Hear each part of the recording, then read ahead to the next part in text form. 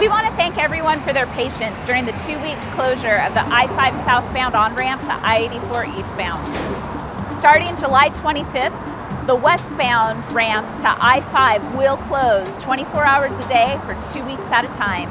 From July 25th to August 6th, the on-ramp that connects I-84 westbound to I-5 northbound will close for 2 weeks. And starting July 27th, the right lane of the ramp that connects I-84 westbound to I-5 south will close. From August 17th to August 27th, the I-84 westbound ramp to I-5 southbound will close, and that will only leave the right lane of I-84 open. During the westbound ramp closures, the on-ramps from the local streets onto I-84 westbound will be closed between I-205 and I-5. If you're already on I-84 westbound, you will still be able to get off the interstate because the off-ramps will remain open. During these I-84 westbound ramp closures to I-5, we will see significant delays.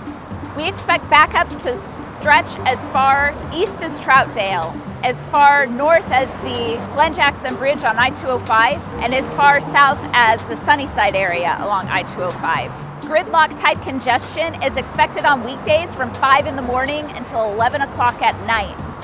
It could take people up to 3 hours to travel along I-84 westbound between I-205 and I-5. And we could also expect to see congestion on city streets and local roads as people try to detour around the I-84 ramp closures. Do what you can to avoid this area during construction. Consider taking transit, biking, or walking. Consider working with your employer to see if you could adjust your work schedule so you're not traveling when everyone else is. Or consider working from home. We realize that not everybody can do these things.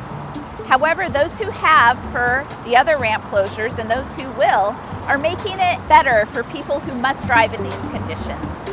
Check road conditions before heading out so you can avoid delays and be safe traveling this summer.